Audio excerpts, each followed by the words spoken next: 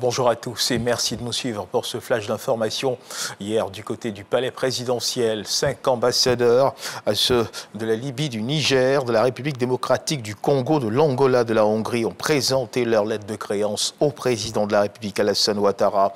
Le chef de l'État leur a exprimé le traditionnel Akwaba en terre ivoirienne. Il les a exhortés à renforcer la coopération économique entre leur pays et la Côte d'Ivoire.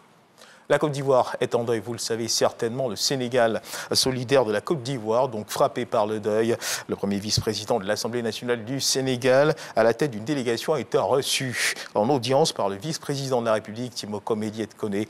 Abdoul Mbow est venu présenter au nom du président de l'Assemblée nationale du Sénégal les condoléances au président de la République, Alassane Ouattara, et à la famille du défunt président de l'Assemblée nationale, Amadou Soumaoro. Le compte-rendu est signé Jérôme Kofi Aboula. Abdoul Mbow, il est le premier vice-président de l'Assemblée nationale du Sénégal. Abdoul Mbow en Côte d'Ivoire dans le cadre des obsèques du président de l'Assemblée nationale, Amadou Soumaoro.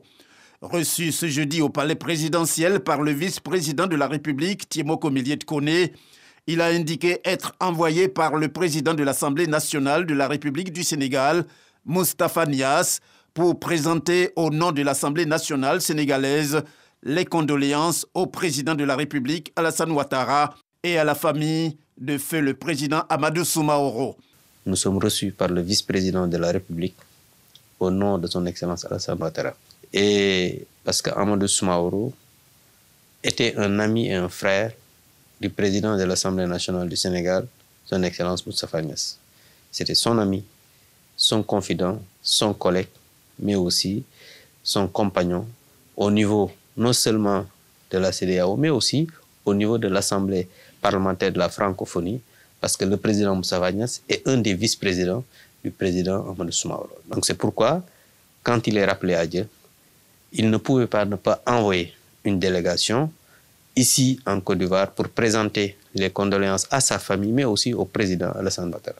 Le premier vice-président de l'Assemblée nationale de la République sénégalaise a par ailleurs affirmé être satisfait de cette rencontre avec le vice-président de la République, Timoko Méliès Koné, qui a salué la solidité des relations entre la Côte d'Ivoire et le Sénégal.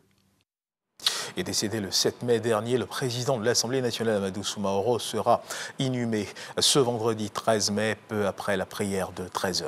Notons également qu'hier, jeudi, les populations du district du Woroba, comprenant les régions du Worodougou, du Béret et du Bafing, ont rendu hommage à Amadou Soumaoro, le défunt président de l'Assemblée nationale. Ont assisté à cette cérémonie plusieurs parlementaires, des ministres et des présidents d'institutions. Les deux chambres du Parlement ont aussi pris leur part de deuil en témoignant du mérite de l'illustre a disparu. Dans l'actualité internationale, en Somalie, 39 candidats partiront à l'assaut du fauteuil présidentiel. L'élection aura lieu ce dimanche 15 mai. Il s'agit d'un scrutin indirect. C'est aux députés, aux sénateurs qu'il revient de choisir le futur chef de l'État somalien. Un vote très attendu qui aurait dû se tenir il y a 15 mois, mais a été maintes fois repoussé sur fond de crise politique. D'autant que le président sortant Mohamed Abdullahi Mohamed, dit Farmajo, est candidat à sa réélection. Et toujours dans l'actualité internationale, les gardes-côtes américains ont annoncé avoir découvert 11 corps et secouru 31 personnes lors d'une large opération de sauvetage après le chavirage d'un navire au large de Puerto Rico. L'esquif renversé, dont on ne connaît pas le nombre d'initiales d'occupants, des migrants, selon les autorités, avait été repéré à la mi-journée avec plusieurs personnes à l'eau ne semblant pas être équipées d'un gilet de sauvetage. Et dans l'actualité internationale, on termine ce tour donc avec cette actualité en rapport avec la crise qui oppose la Russie à l'Ukraine. Sachez que les ministres des Affaires étrangères des pays membres du G7 se réunissent ce vendredi en Allemagne. La Grande-Bretagne a demandé à ce que plus d'armes soient livrées à l'Ukraine face à la Russie, contre laquelle elle exige de nouvelles sanctions. La France assurant à Kiev le soutien du G7 jusqu'à la victoire. Voilà qui marque la fin de ce flash d'information. Merci de nous avoir suivis. Je vous retrouve à 13 h pour le journal.